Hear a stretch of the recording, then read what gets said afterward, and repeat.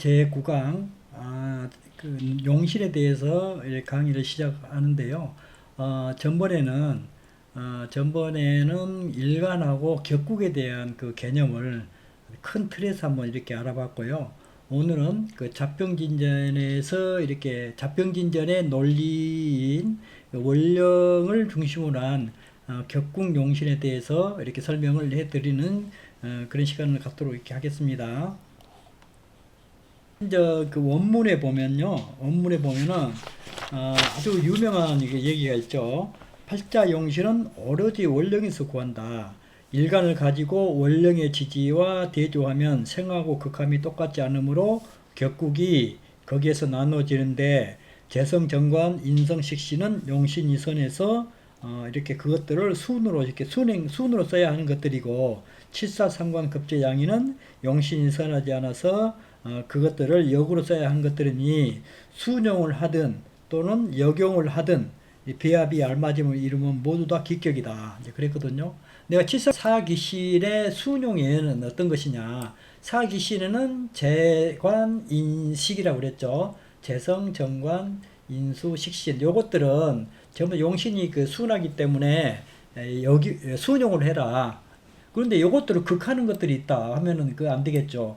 예를 들어서 재성이 제격인데 비급이 투출했어요. 그럼 격이 깨졌죠. 그럼 비급을 극제해주는 이 정관이나 그 다음에 비급을 이렇게 그 화해주는 이 식상 두 가지의 그 방법으로 이 재성격을 이렇게 보호를 해주겠죠. 그렇게 이제 모든 격에는 두 가지 방법이 있어요. 하나는 극해서 이렇게 보호를 해주는 것과 하나는 설해서 나쁜 것들을 설해가지고 이렇게 보호해주는 그런 두 가지 방법이 항상 있다. 그리고 정관격도 마찬가지거든요. 정관격의 그 이렇게 반대의 그 오행은 상관인데 상관이 극제를 받고 있으면은 정관격이 깨지는데 상관을 극제하는 인성을 이렇게 써서 이렇게 격을 보호해주고 또 하나는 재성이라고 있는데 재성은 상관을 화해가지고 정관을 이렇게 그 보호해주고 그래 이것들은 전부 다 사주 구조에 따라서 극하는 것이 좋냐 또 생하는 것이 좋냐에 그것들은 사주 구조에 따라서 이렇게 달라지기 때문에 사주 구조를 배울 때 그때 다시 그 설명을 하도록 하고요. 그 다음에 인수격은 제격이 이렇게 그 인수를 극하면은 격이 깨지죠. 이때는 재성을 극해주는 비급이나 또는 재성을 화하는 그 관성, 칠사도 괜찮아요. 이때는 이렇게 관살이 이렇게 있으면은 인수격이 이제 성격이 되고요. 식신격은 식신은 편인 도식이라고 그러죠. 그런데 식신은 편인의 그걸 받으면은 이렇게 격이 깨지기 때문에 편제나 또는 그 비급으로 이렇게 화해가지고 이렇게 식신을 보호해주는 경우가 있다. 이렇게 이제 그 말씀을 드리고요. 그 다음에 사흉신격은 칠사상관, 양인, 월급, 권록 이렇게 네 가지가 있는데요. 칠사격은 식신의 극제를 쓰면은 아주 훌륭하죠. 그런데 이 식신의 극제를 못 쓰게 하는 인성이나 식신을 그 화해 가지고 이렇게 그 식신을 화해가 재성이 이렇게 있을 때 인성이나 재성이 이렇게 오면은 재성은 식신의 이 길을 재성으로 이렇게 화해 가지고 오히려 치사를 이렇게 생해주는 꼴이 되니까 아주 안 좋겠죠. 그래서 요것들은 그 사주 또 그 격국에 따라서 이렇게 달라지기 때문에 그때 이제 다시 한번 자세한 설명을 하기로 하고요. 이렇게 보면 칠사는 그 식신으로 제복하고 재화인으로 돕는 것을 꺼린다. 이제 그랬어요. 그리고 상관격이라고 하는 것은 인수와 재성으로 이렇게 화한다. 그래서 상관폐인격이란 것이 있고 상관생제격이란 것이 있죠. 그리고 상관은 차고 있는 인수로 제보한 것을 좋아한다. 상관은 또 재를 생하여 상관의 기로 이렇게 재를 이렇게 하는 것을 좋아한다. 그랬고요. 양인격은 양인격은 아주 흉하죠. 그렇기 때문에 관살로 이렇게 제압하는 것을 좋아한다. 월급 권력도 그 양인의 그 어떤 그런 그 비슷한 것들인데 약간의 차이점은 있어요. 나중에 이제 그 자세하게 설명해 드리겠지만은 월급 권력도 관살로 이렇게 제압해 주는 게 좋다. 이 관살이 아니고 이제 정관이죠. 이거는 정관이고요. 이제 살이 이렇게 월걸록에 살이 있으면 반드시 재화를 해줘야 돼요. 이때는. 근데 양인격에서는 또 달라요. 양인격에서는 칠살을 이렇게 살려줘야 되고, 이런 차이점이 있거든요. 그 다음에 이제 이렇게 해서 사기신격과 사흉신격의 순용과 역용의 그 사례를 간단히 이렇게 살펴보았고요. 다음에는 또 가장 중요한 이런 내용인데요. 이게 이제 원령을 이렇게 놓고 해석을 잘못하는 이런 사례들, 그러니까 격국을 잘못 보는 사람들을 이렇게 지적하는 그런 것들이 있어가지고 이것도 굉장히 중요하거든요. 그래서 지금 사람들은 오로지 재강을 이렇게 주체로 하고, 재강이라고 하면 원령을 얘기한 거거든요. 이제 더 세분화해서 얘기하면 원령 속에 들어있는 천간들을 재강이라고 이렇게 얘기를 해요. 재강을 주체로 하고 그런 뒤에 사주 간지를 가지고 글자마다 모두 원령으로 돌아가서 희기를 관찰해야 함을 알지 못하니 이제 그랬거든요. 이것들 알지 못한다는 뜻이에요. 마음대로 이제 정한다는 뜻이거든요. 그런데 어떤 상황에도 사주는 원령을 기준으로 한다. 재강을 주체로 하고 사주 간지를 가지고 글자마다 모두 원령으로 돌아가서 희기를 해야 한다. 이거 아주 기본 중에 기본이거든요. 원령을 모르고 원령을 마음대로 논하는 사례들. 정관용 인수격과 인수용관을 하나의 그 관인상전으로 이렇게 보는 사례들이 있다. 이것은 분명히 다르거든요. 운 대입도 아마 다를 수가 있어요. 정관용제, 정관이 이제 격이 되는 거죠. 정관이 격이 되고 이 정관을 이렇게 보필해주는 로 했을 때는 정관하고 인수를 일간이 이렇게 사용하는 것이고요. 일간이 정관 속에 들어가서 정관이라고 하는 환경 속에 들어가서 이 활동을 함에 있어가지고 인수라고 하는 이런 도구를 써가지고 정관용 인수라고 하는 이 전체적인 틀 속에서 인생을 살아가는 그런 구도가 격국이라고 이제 전번에 말씀드렸잖아요. 그랬는데 이 정관이 이제 격이 되고 인수가 이렇게 정관을 이렇게 보필해주는 이 상신이 된다 하면은 이 상신에 죽어버리면 정관이 깨지잖아요. 그러면 인수가 죽어버리면은 상신이 깨져버리죠. 그러면 실제적으로 얘기하면은 이게 재성이 와가지고 인수를 죽여버리면 정관격이 깨진다는 뜻이거든요. 이게 정관용인일 경우에. 근데 인수용관일 경우에 또 달라져요.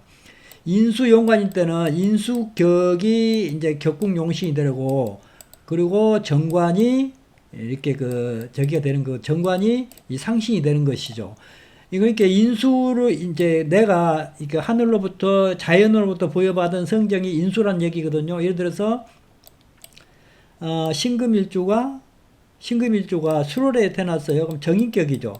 여기 정인격 무토가 이제 정인격이거든요. 이게 수월이라고 하는 환경에서 신금일주가 태어났는데 여기에 무토라고 하는 정인이 이 수로를 주체로 하고 있기 때문에 이 신금은 이 수로리라고 하는 환경 속에서 살면서 이 인수라고 하는 요 도구를 이렇게 내가 써야 된다.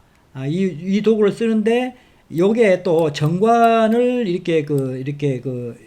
이 정관을 이렇게 써야 한다. 그러니까 인수용 정관격이라는 뜻이거든요. 인수가 정관을 쓴다는 얘기예요. 쉽게 얘기하면. 그러면은 이제 이 사람은 학문이나 이런 걸 통해 가지고 내 관을 이렇게 만들어내거나 이렇게 이제 그렇게 이제 쉽게 얘기하면 그런 식으로 되겠죠. 그런데 여기에 정관을 이렇게 극해버리면은 인수용관일 때 그 정관을 극해버리면은 이 정관을 극하는 상관이 이렇게 왔다. 아니면 또 이 정관을 합해버리는 합운이 왔다 하면은 인수격이 홀라 남았어요. 인수격이 홀라 남으면은 인수를 어디에다가 이렇게 내 신금일주가 무토라고 하는 정인을 어떻게 써야 할 것을 잃어버렸다는 뜻이거든요. 그러면은 정관 인수격이 폐가 된다는 뜻이에요. 이렇게. 그래서 그런데 이 엄연히 이렇게 그 해석상으로 달라지고 또 이렇게 그 우운에 대입하는 것도 약 다를 수가 있거든요. 다를 수가 있는데 이것을 관인상전이라고 이렇게 그 한꺼번에 봐불더라. 그러니까 항상 원령을 꽉 잡고 이렇게 놓치지 마라. 이런 의미가 되고요. 재용식신하고 식신생재. 이것도 이제 그러거든요. 재성이 식신을 쓴다. 재성이 식신을 쓴다. 식신의 생함을 쓴다. 식신이 또 재성을 생한다 하고는 엄격한 차이가 있거든요. 그런데 이거 똑같이 식신생재로 봐불더라. 그리고 편인용 식신, 식신용 편인도 이렇게 그 똑같이 편인 도식으로 봐본다 이런 뜻이거든요. 편인용 식신하고 식신용 편인은 또 엄연히 달라요. 이것도 이 편인용 식신은 격이 이렇게 잘 짜여져 어느 정도 짜여져 있으면은 인비식의 형태가 돼가지고 아주 그 수제의 그 수제의 사주를 이렇게 될 수가 있는데요. 식신용 편인은 격이 깨져요. 그렇게 편인격의 식신을 보면은 그 격이 이렇게 그 성격이 될 수가 있는데요. 식신용 편인은 격이 깨진다는 뜻이거든요. 격이 깨진다. 식신제살에서 인성이 칠살을 돕는 것을 이렇게 얘기하고 인수용 칠살하고는 또 달라요. 식신제살에서 인성이 오면은 격이 또 깨져요. 당연히 깨지잖아요. 그러면은 그런데 이것을 인수용 칠사라고 똑같이 이렇게 취급을 한다. 그럼 이게 인수가 칠사를 사용한다는 뜻이거든요. 그러면 인수가 이렇게 내가 칠살의 기운을 필요로 할 때는 살인상생의 어떤 그런 의미가 있거든요. 근데 이것을 식신제살의 인성을 이렇게 쓰는 거하고 인수용 칠사라고 똑같이 보면 안 되잖아요. 이게 나중에 이제 격국 강론으로 들어가서 이렇게 자세하게 한번 이것을 설명을 해드리고 할게요. 칠살용 양인격. 칠살이 그 양인을 쓰는 거하고 양인용 칠살, 요것은 약간의 어떤 그 어류가 좀 있을 수가 있거든요. 이것은.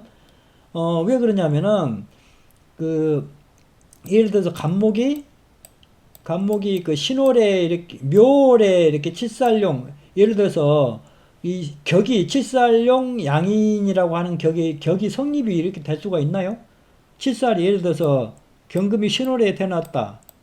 신월에 태어나면은 을목이 이렇게 투출해서 이게 겁재인데 이것을 양인으로 볼 수는 또 없잖아요. 그러니까 양인이라고 하면은 오양간에 만 있는 이런 격인데 예를 들어서 간목이 묘월에 태어나면 양인이잖아. 이게 양인인데 여기에 경금이 이렇게 투출했으면은 이게 격이 이렇게 만들어진다는 뜻이거든요. 양인용 칠살 하고 칠살용 양인, 요것은 약간의 그 오류가 있는 것 같아요. 이것은 잘못된 잘못 기재된 것이다라고 이렇게 보면 되고요. 이제 이런 것들이 전부 다 이 원령을 이렇게 쉽게 얘기하면은 원령을 이렇게 놓치지 마라. 뭐든 원령을 이렇게 이제 이런 사람도 있어요. 예를 들어서 정화일간이 해월에 이렇게 태어났거든요.